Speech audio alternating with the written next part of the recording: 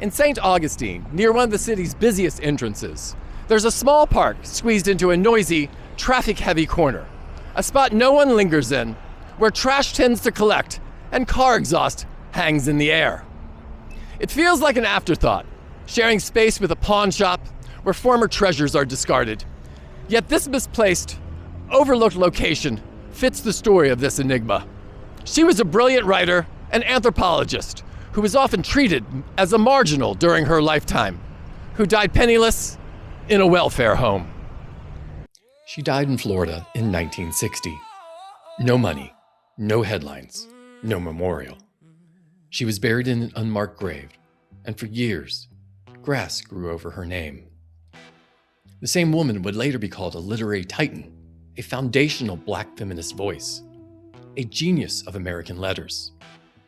How does this country lose someone like that? This is the story of Zora Neale Hurston, and it runs straight through Florida, through Harlem, through controversy, through brilliance, and through St. Augustine itself. Zora was born in 1891 in Nottasulga, Alabama, but in her mind and in her soul, she belonged to Eatonville, Florida. Eatonville wasn't just her hometown. It was extraordinary for the time, one of the first incorporated all-Black towns in America. Black leadership, Black governance, Black self-determination at the close of the 19th century. Her father was a minister and later the mayor. Her mother was a force, and it was her mother who told her, "Jump at the sun." Then her mother died when Zora was just 13. Her world was shattered. Her father remarried. The household shifted. The girl who'd once been adored found herself pushed to the margins. What followed were years of movement and uncertainty. Alabama, Florida, wherever there was room for her. She worked as a domestic, took whatever job she could find. But here's what separates Zora from so many others in her position. She refused to shrink. Living with relatives in Baltimore, 26 at the time, she shaved 10 years off her age so she could attend high school. She reinvented herself on paper because she understood something early. Identity can be claimed. From there, she made her way to Howard University in Washington, D.C. Howard was alive with ambition. There she sharpened her pen, found her voice, and helped found The Hilltop, the student newspaper that still publishes today. After earning her associate's degree, she headed to New York, Barnard College. She studied anthropology under Franz Boas, one of the most influential scholars at the time. She conducted research not only through Barnard, but through Columbia University, immersing herself in serious academic study at a time when Black women in those spaces was almost unheard of. She became the first Black woman to graduate from Barnard. But instead of distancing herself from her roots, she turned back towards them. While other scholars looked for exotic cultures, Zora went home, to Florida's turpentine camps, the front porches of Eatonville, to labor camps and fishing villages. She collected folk tales, sermons, songs, and jokes. She listened. She transcribed the rhythm of speech exactly as it was spoken. She understood that culture lives in language, and she refused to polish it into something more palatable. In 1927, during her folklore expeditions in Florida, Zora married her first husband, Herbert Sheen, a musician and medical student she had met at Howard, right here in St. Johns County at the St. Johns County Courthouse in St. Augustine. The marriage was short-lived, ending in divorce in 1931, but it tied her even more deeply to this part of Florida. Then came Harlem. The Harlem Renaissance wasn't just art, it was a declaration. Black writers, musicians, thinkers reshaping American culture. Zora stood among them. Langston Hughes, Countee Cullen, Claude McKay. But she didn't follow just anyone's script. In 1937, she published Their Eyes Were Watching God. It is now considered one of the greatest American novels ever written. At the time, it divided people. Some Black critics accused her of not being political enough. They wanted protest literature. They wanted confrontation. Zora gave them Janie Crawford, a woman searching for her voice, autonomy, love on her own terms. Zora insisted that Black life was more than oppression. It was desire, humor, pride, complexity, beauty. The stance was bold and costly. Zora pushed further. In New Orleans, she documented hoodoo practices firsthand. In Haiti and Jamaica, she studied voodoo, not as spectacle, but as belief systems with structure and meaning. She participated in ceremonies. She risked illness. She wrote about what she saw with seriousness and respect.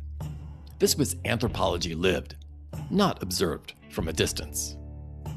Her personal life remained turbulent. 3 marriages, none lasting long. Fierce friendships that turned into public fallouts. She quarreled openly. She guarded her independence fiercely. In early 1942, she returned to St. Augustine, renting a room at 791 West King Street. There, she worked odd jobs, taught part-time literature at Florida Memorial University, and polished her autobiography, Dust Tracks on a Road, seeking a quiet place to write amid segregation and financial strain. During these years, she also formed a mutual respect with Marjorie Kennan Rawlings, whose own writing honored Florida's rural life. Despite the rigid segregation of the era, the two women recognized in each other a shared devotion to place, dialect, and the dignity of ordinary Southerners. In West Augustine, Zora's life was a little more grounded. From the modest room on West King Street, she continued thinking, observing, and refusing to abandon her belief that Black Southern life, in all of its complexity, was worthy of art. Florida was not just her childhood soil. It was a constant pull, a place she circled back to again and again, including St. Augustine, when she needed grounding or respite. And then came scandal. In 1948, she was falsely accused of a sex crime involving a minor, a charge that collapsed under investigation and was proven untrue. The damage, however, lingered. Headlines stick, publishers grow cautious, reputations bruise easily. At the same time, she voiced political views that made her even more isolated. She criticized communism. She opposed the New Deal. She questioned the federal government's expanding reach. She even criticized Brown versus the Board of Education, arguing that forced integration without deeper cultural change could create new forms of harm. Whether history judges her right or wrong on these points is secondary. The point is this: she refused ideological conformity. Mid-century America had little patience for a Black woman who would not align herself with prevailing movements. By the 1950s, her books slipped out of print. She maintained ties with Florida's Black intellectual community, including Bethune-Cookman College in Daytona Beach. She kept writing, kept thinking, kept standing by her convictions. In 1960, she died in Fort Pierce, Florida. She was buried in an unmarked grave in a segregated cemetery. For more than a decade, the grass covered her completely. Then, in the 1970s, Alice Walker went looking. Walker found the grave, paid to have it marked, brought Their Eyes Were Watching God back into print, and America suddenly rediscovered what it had discarded. Today, Zora Neale Hurston is hailed as a pioneering Black feminist voice, a preserver of Southern folklore, a master of American prose. But if we are going to honor her honestly, we cannot smooth her edges. She was brilliant. She was difficult.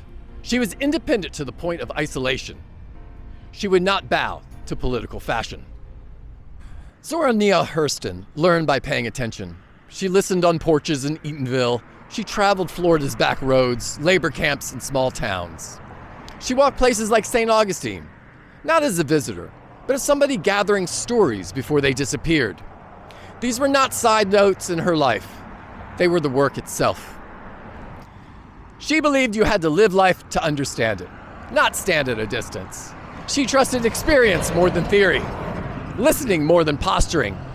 As she wrote, "There are years that ask questions and years that answer." Zora lived through both, often without recognition, often without money, but never without conviction. Zora Neale Hurston jumped at the sun. And maybe that's her final gift to us: the courage to live wide enough, listen closely enough, that one day we too can pull our horizon back home and know that we have truly been here.